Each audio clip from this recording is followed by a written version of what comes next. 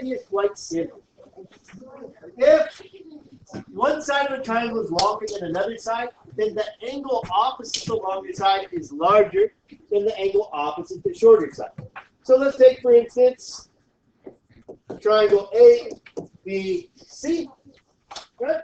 So if AC is longer than BC, then what do we know? Then angle B, the angle opposite, must be bigger than angle A. All right, that makes sense. If you hold up two pencils or something, right? The longer this side is, right? So the longer this side is, the bigger the angle opposite is going to be. So as I open it up, right, the longer this side would be, the larger the angle opposite is going to be. So that holds for all triangles. Doesn't make it longer. The converse is also true.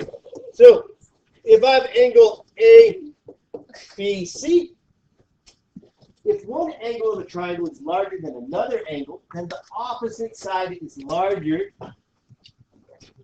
The larger angle is longer than the side opposite the smaller angle. So let's say that angle B is greater than angle A. Then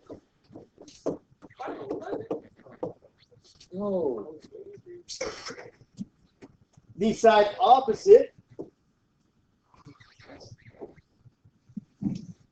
AC is greater than the length of BC.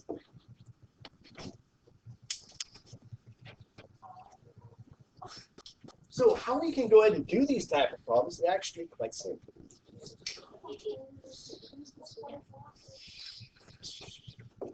So I want to go ahead and be able to write the sides of the triangle from smallest to big, from least to greatest. So the first thing I'm going to do is find the measure of all angles. So I can find the measure of angle S by taking 180 minus 62 and then minus 35. Okay. So 180 minus 97 is what? 83? Yep. So this is 83 degrees. So I set these all up just the same. So I'm going to go find the, if I want least to greatest, find the smallest angle, go across from there, that's the smallest side. The next smallest, across from there. And then the biggest, that's the longest side. So from smallest to biggest, we have RS, ST, and then PR, from smallest to biggest. See if you can do that next one on your own. See if you can label the sides from small, or the angles from smallest to biggest, given that. So now the smallest side here is 7, so across from there is the shortest or the smallest angle ever. And then 9 is the next one, so that is the next smallest angle. And then across from the 13, that's the biggest angle. So I have from least to greatest, angle S, angle T, and angle R from smallest to biggest. All right, so this next one, a fairly easy idea. The sum of the lengths of any two sides of a triangle is greater than the length of the third side. So if I have my two smallest sides, they have to be long, the sum of them have to be longer than the third side. Otherwise, if you look at this pen and pencil, they will never touch, right? So you can't form a triangle unless the two shortest sides add together to be longer than the longest side. Okay, does that make sense? Right? Two shortest sides have to add together to be longer than the longest side. Otherwise, they'll never touch them.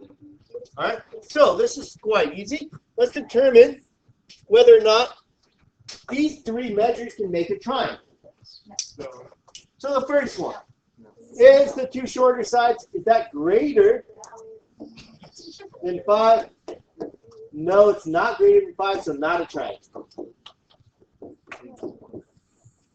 What about this one? 3 plus 2, is that greater than 5? 5 is not greater than 5, so not a triangle. No, because that would be a straight line. Yeah. Right? They pull together to just be a straight line for their action.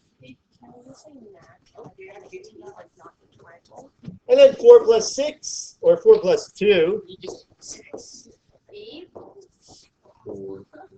is greater than 5. 6 is greater than 5, so yes, a triangle. Hooray.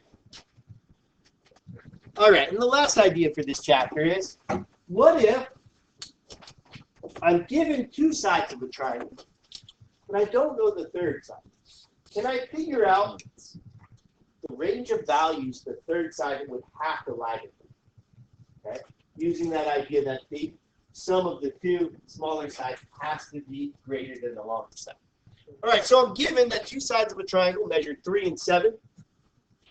The third side must be between what 2 numbers? So let's assume first that 3 and 7 are the smaller 2 sides.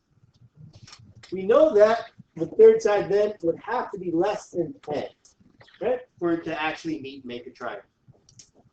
So if these are the 2 smallest sides, the third side has to be less than 10. Wait, what?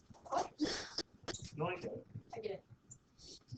What if 7 was in fact the big side? Then the other side would have to be greater than 4 for them to meet, right? So essentially what we're doing, we take the sum of those 2 to get the top one, and then we take the difference between those 2 to get the lower. Well, we're assuming those 2 cases. What if these 3 and 7 are the smaller sides? The other side would have to be less than 10 for them to meet. And what if 7 was the biggest side? The other side would have to be greater than 4, so the 3 and the 4, the 3 and something bigger than 4 would meet. All right, so let's try B. See if you can come up with these 2 numbers.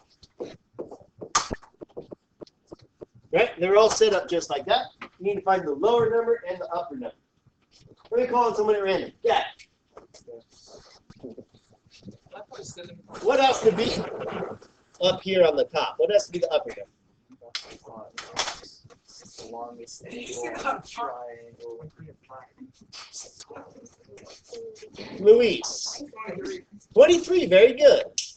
We add the 2 numbers together. Right? If 14 and 9 are the smallest side, they'd have to be smaller than 23. And then, if 14 is the biggest side, we're going to take the difference for down here. It would have to be greater than 5. So set up just like that. Last one.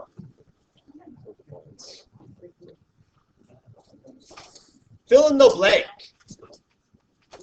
We're given that these sides are congruent here, and these sides are congruent here. We have different angle measures, 75 and 110.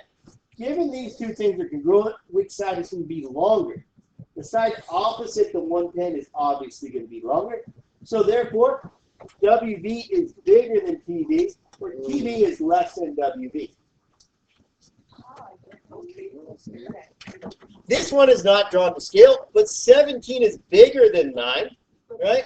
So angle 1 would have to be larger than angle 2, or angle 2 is less than angle 1.